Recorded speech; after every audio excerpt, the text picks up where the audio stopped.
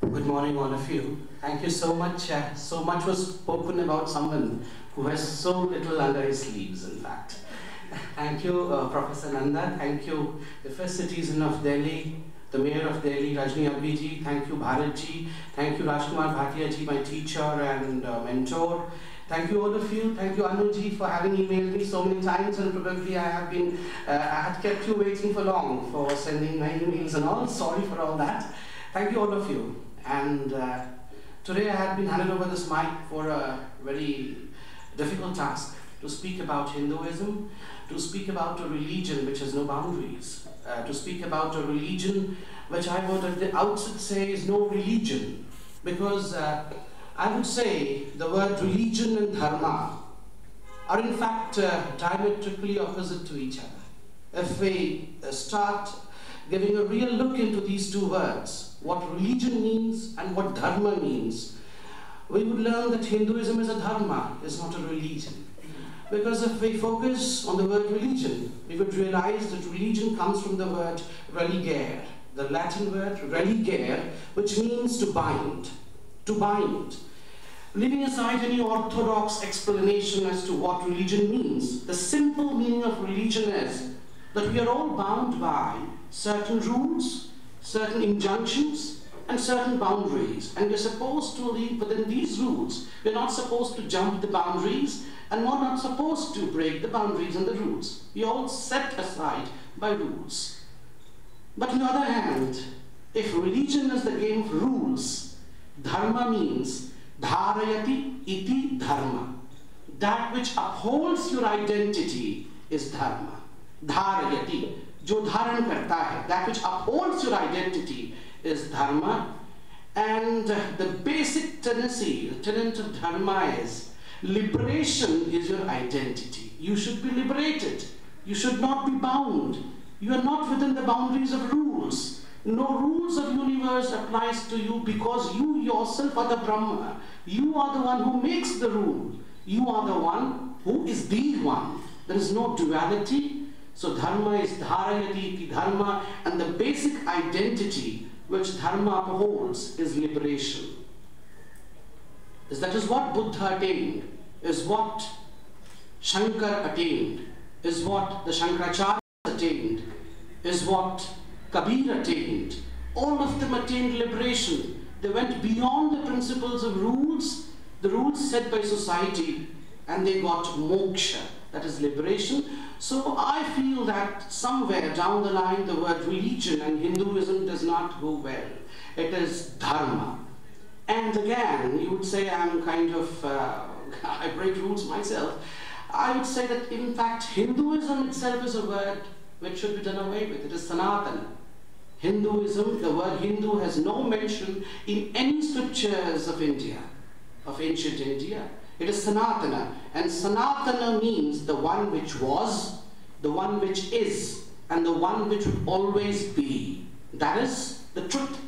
The truth was, the truth is, and the truth always would be, would always be in existence. Its existence can never be questioned. That is what Sanatana is. Hinduism is in fact a territorial language which was added to us by foreign policies. It was nothing indigenous. Nowhere in our scriptures the word Hindu is mentioned. So it is Sanatana Dharma about which we should be speaking, about which I would debate and discuss. The scientific basis of Sanatana Dharma, which otherwise we would have told scientific basis of Hindu religion. So scientific basis of Sanatana Dharma. As I told you, since it is Sanatana, it is the truth. There is no need of this debate in this discussion whether it has a scientific basis or not, because truth after all is the basis of everything. Truth is the basis over which science stands. Truth need not have a basis because it is the basis.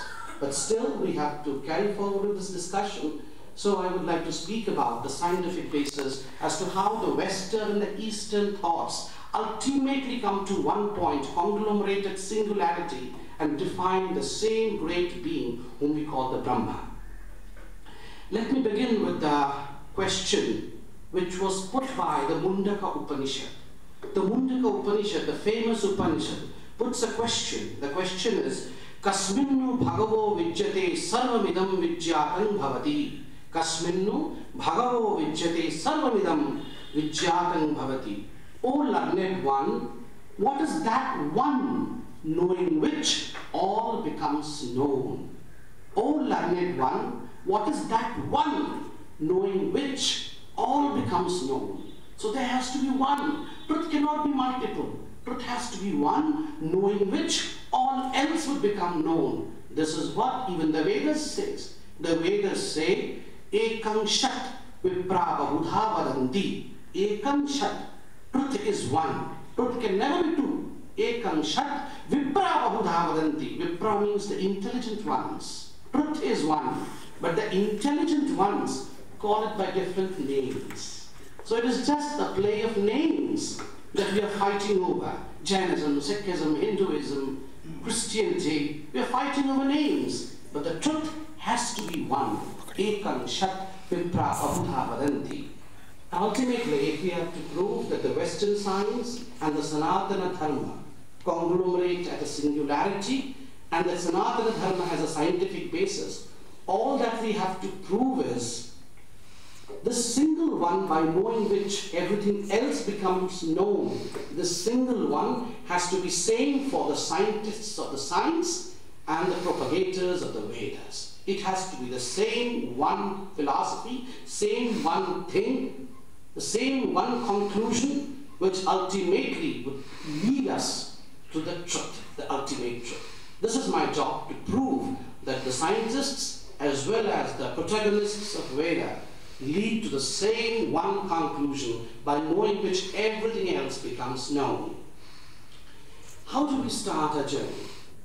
Let me begin with a very small history. You're all learned people and very little reading, but still I will try my best, in my best possible ways, to begin with a small journey of the Western science as to how science evolved in the West.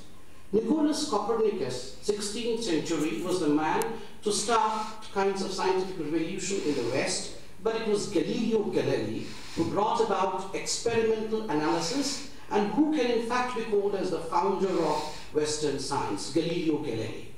But it was René Descartes, the great French philosopher, René Descartes, who brought about this great change in science with his philosophy, that because I think